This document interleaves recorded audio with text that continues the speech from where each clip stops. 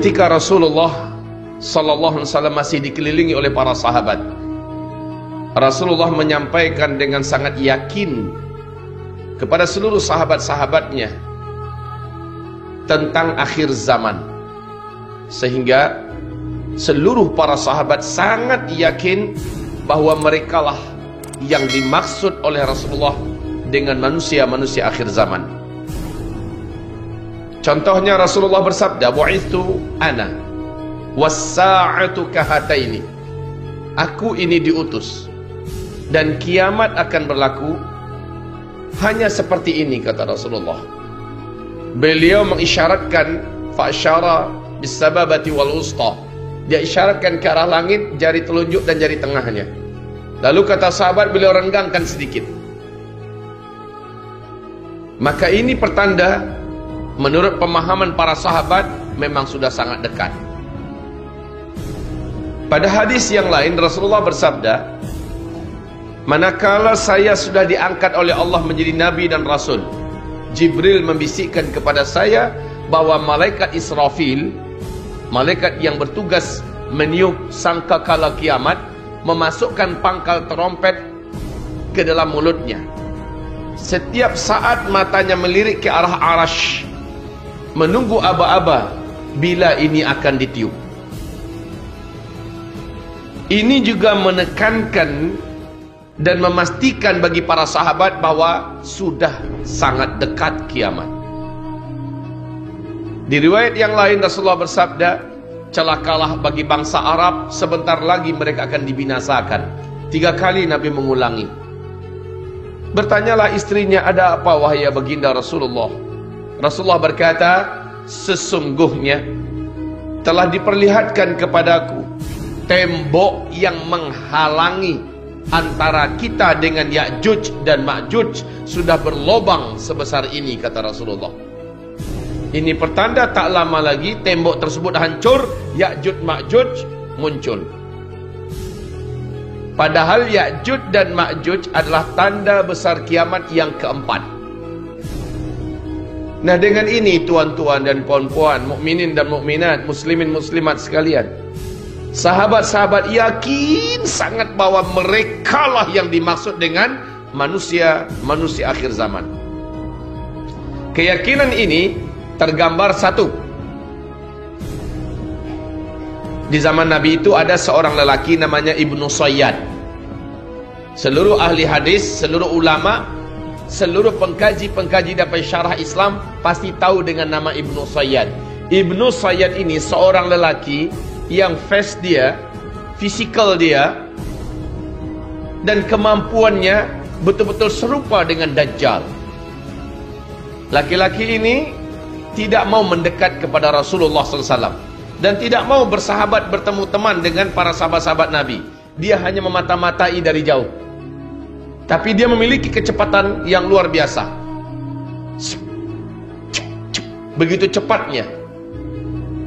Ketika Nabi Muhammad dengan Umar bin Khattab sedang berbual-bual di luar, dekat dengan kebun kurma, Rasul dan Umar melihat ada Ibnu Sayyad sedang melihat ke arah mereka sambil memata-matai. Umar langsung mencabut pedangnya, meminta izin kepada Rasulullah. Ya Rasulullah, izinkan saya. Apa kata Rasul? Kamu mau apa? Saya bunuh itu Dajjal. Itu adalah Dajjal ya Rasulullah. Apa kata Rasul? Hai Umar, jika dia memang Dajjal, kamu takkan sanggup mengalahkannya. Dia bukan tandingan kamu. Dan kalau dia bukan Dajjal, apa guna bagi kamu membunuh orang tanpa sebab? Biarkan saja. Rasulullah tidak menampik, Rasulullah tidak menolak. Umar, itu bukan Dajjal. Bukan macam itu bahasa Nabi. Kalau dia Dajjal, kamu takkan sanggup mengalahkannya. Kalau dia bukan Dajjal, untuk apa kamu bunuh orang sembarangan? Itu saja kata Nabi. Sehingga ketika Nabi meninggal dunia, Abu Bakar menggantikan. Abu Bakar meninggal dunia, Umar menggantikan.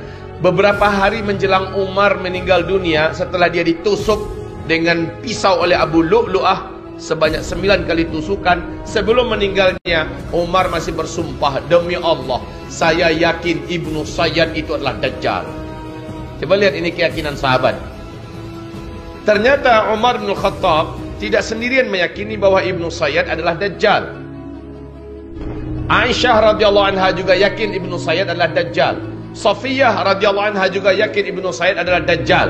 Abu Dzar Al-Ghifari, Ubay bin Ka'ab, Anas bin Malik, tidak sedikit sahabat-sahabat Nabi yang yakin Ibnu Sayyad adalah Dajjal. Padahal Dajjal adalah tanda besar kiamat yang kedua. Begitu juga Ibnu Abbas. Di dalam kitab Fathul Bari Syarah Sahih Bukhari, di dalam riwayat Al-Hakim dengan sanad yang jayid, bahwa Ibnu Abbas berkata ke hadapan murid-muridnya, saudara-saudara, saya semalaman tidak boleh tidur. Murid-muridnya bertanya, kenapa Tuan Guru? Semalam saya dengar sahabat-sahabat berkata, mereka sudah melihat meteor bergerak menuju ke arah bumi. Berarti besok dukhan sudah dimulai. Semalaman saya menangis dan berdoa, menangis memohon keselamatan dan perlindungan, memohon ampunan kepada Allah Subhanahu wa taala. Saudara-saudara, Bapak Ibu sekalian, perhatikan ini baik-baik pernyataan Ibnu Abbas. Berarti besok dukhan dimulai. Dukhan adalah tanda besar kiamat yang pertama. Jadi urutan tanda besar kiamat itu, satu, yang pertama dukhan, yang kedua Dajjal, yang ketiga Isa alaihissalam, yang keempat Ya'juj dan Ma'juj, yang kelima matahari terbit dari sebelah barat, yang keenam binatang besar, binatang raksasa keluar dari dalam perut bumi boleh berbicara. Binatang ini baik dan ramah, dan binatang ini adalah tanda besar kiamat yang keenam. Yang ketujuh, angin lembut bertiup dari negeri Yaman. Angin ini sejuk dan berbau wangi kesturi. Siapapun orang Islam yang ada iman di dalam dadanya, walaupun iman hanya seujung kuku, dan orang ini ada di puncak gunung, ada di gua, ada di pulau, ada di mana saja, angin lembut, sejuk dan wangi berbau wangi kesturi ini akan sampai kepada orang itu. Ketika orang tersebut terkena oleh angin lembut itu, terhirup olehnya angin lembut tersebut, saat itu di tempat itu juga dia langsung tergeletak meninggal dunia. Serentak satu muka bumi, orang Islam yang ada iman kepada Allah meninggal dunia. Ini tanda besar kiamat yang ke-7. Lalu tanda besar kiamat yang ke-8, 9, 10, sudah tidak ada satu orang pun orang yang masih kenal dengan Allah baki hidup di bumi ini. Semuanya sudah meninggal. Yang menyaksikan tanda besar kiamat yang ke-8, 9, 10 hanya orang-orang kafir belaka. Nah, wahai Bapak Ibu sekalian, sahabat-sahabat sudah mengira bahwa tanda-tanda besar kiamat itu sudah muncul. Dukhan, Dajjal, Ya'juj dan Ma'juj sebentar lagi. Itu petanda apa? Petanda yakin mereka bahwa kiamat sudah sangat dekat. Masya Allah. Ternyata satu persatu mereka meninggal dunia, kiamat tak terjadi. Digantikan oleh tabi'in. Satu persatu tabi'in wafat, kiamat belum juga berlaku. Kemudian tabi'in terus sampai zaman ini 1400 tahun lebih, ternyata kiamat belum juga terjadi.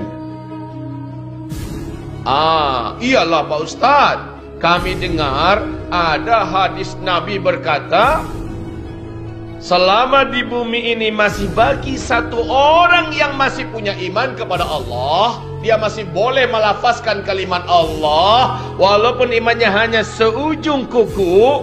Orang beriman ini masih ada, maka Allah tunda lagi kiamat 40 tahun lagi. Ustaz, kita sekarang jumlahnya orang Islam di muka bumi 1,7 miliar. Berarti lama lagi tuh Pak Ustaz kiamat. Kan begitu? Lama lagi kiamat. Karena kita masih 1,7 miliar. Padahal satu saja masih baki orang yang beriman pada Allah. Allah masih tunda lagi kiamat 40 tahun lagi. Baik, saya sudah katakan tadi tanda besar kiamat ada 10. Yang kita akan saksikan hanya sampai itu 7.